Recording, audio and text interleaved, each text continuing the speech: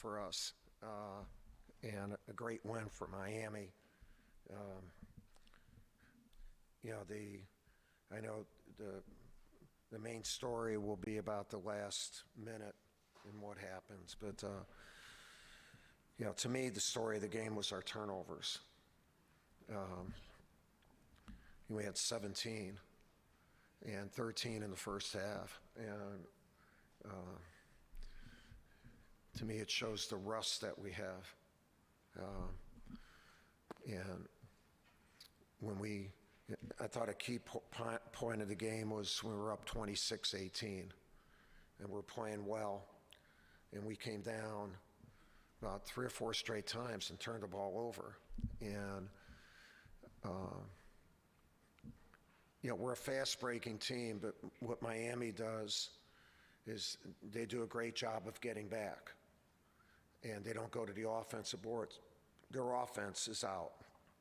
And so when they come back, when they miss a shot, usually it's tough to have numbers on them unless you got a turnover, and they don't turn it over very much.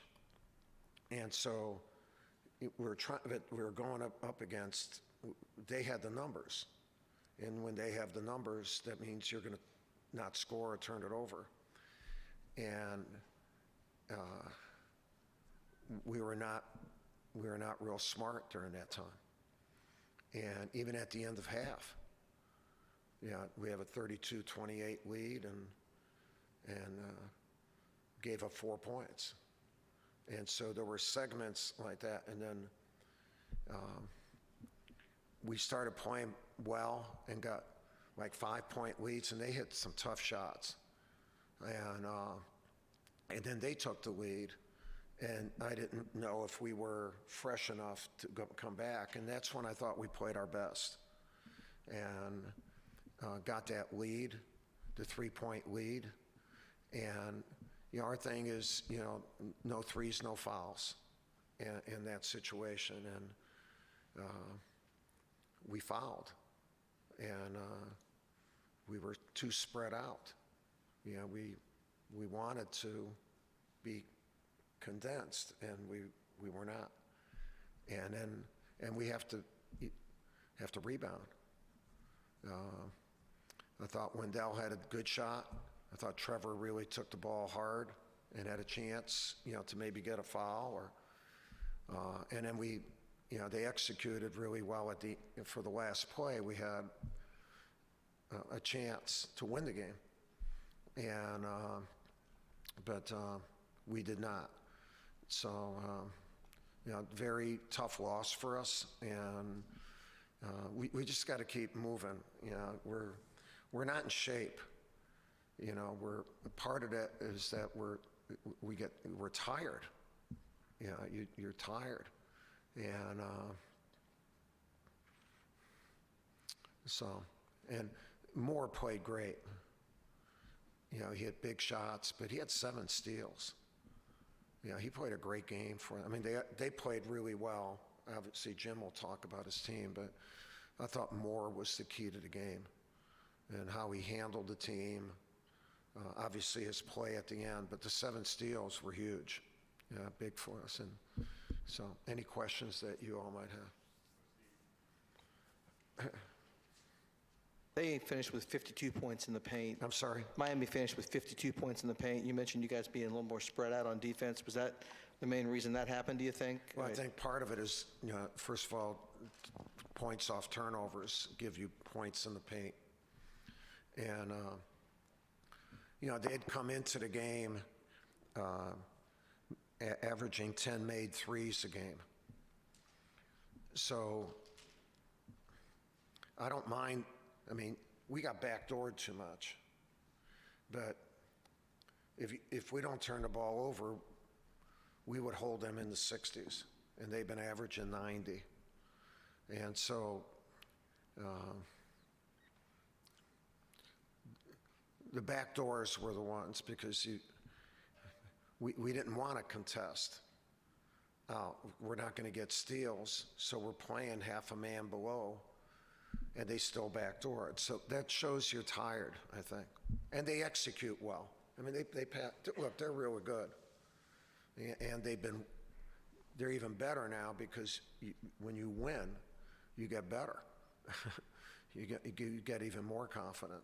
And so, anyway. How do you think experience played a role in tonight's game with Miami starting 3 six-year guys versus your squad of mostly first and second-year guys? Yeah, well, in order for us to win something special, you're going to have to beat veteran teams. There are a lot of, I don't know how many years it'll take for COVID to go through, but hopefully COVID should get out of here. I'm talking about years of eligibility. And as a result of that, you're going to have a lot of old teams. And this is not just an old team, it's a good team. And they can really handle the ball. You have a couple guys, they're 24 years old. They've been through it. And but Jim has them well put together. The thing is, Moore is new to their team. So it's not like they're old together. But with Moore, he's been kind of a quarterback for them and lessens the ball handling load for Wong and McGusty so they can be even better on offense. He probably, new additions to our league, he's probably one of the top 3 additions to our league as far as impact on a team. Coach, you mentioned that last minute and a half sequence, obviously going back and forth.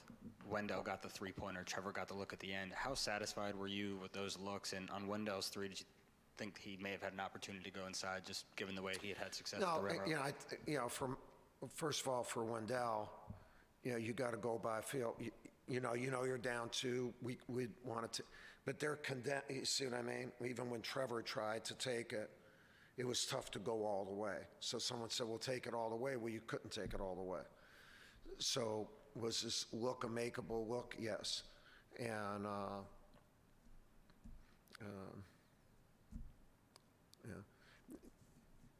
I'd rather talk about the other end.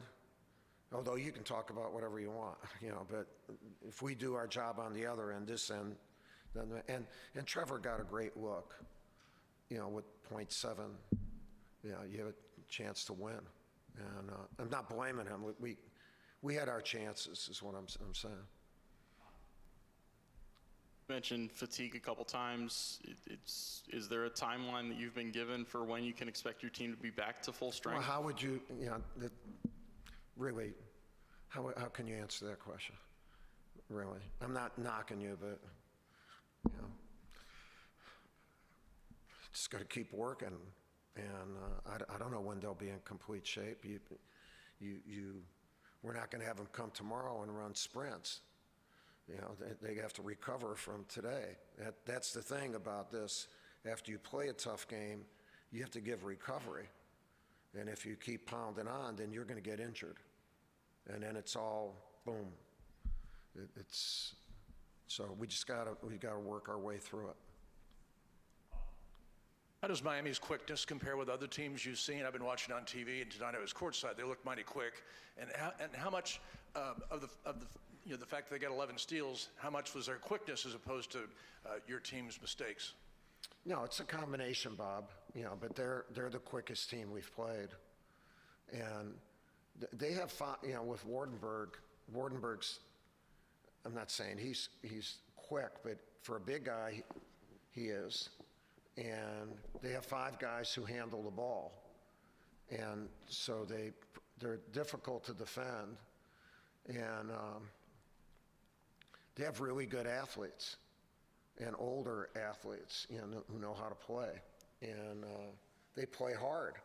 I mean, Jim's teams are always good, but he's got a really good mix here, because they can put the ball in the basket, and the turnovers are a combination of some really good plays by them and some not so good plays by us. It's not like every one of our turnovers is because we were bad. A number of them are because they were good, yeah. Coach, you've faced Virginia Tech, Miami, and you got a 13-win team coming up next in Wake Forest. Has the perception of this league bothered you at all, considering you guys are the only team ranked in the top 25 from the league right now? Yeah, you know,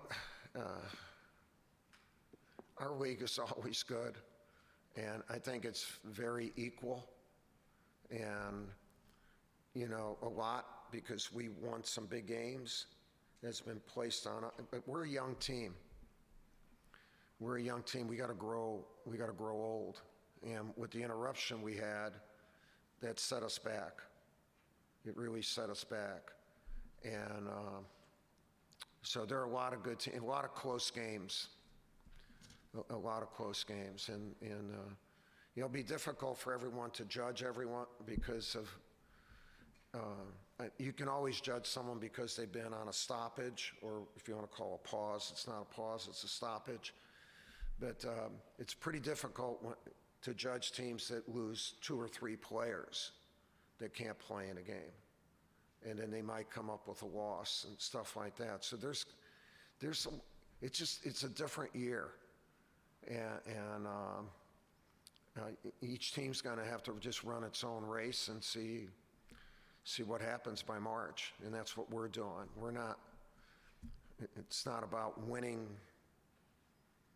It's about winning, but it's not like, boy, we need to do this. We just need to keep getting better. And we're not where we were before this. There's no question about that. We are not. And so I thought we're better than we were against Georgia Tech. And but my guys, we're not as quick. You know, we're not fresh. And playing against a team like that really empties the tank quicker. All right, thank you.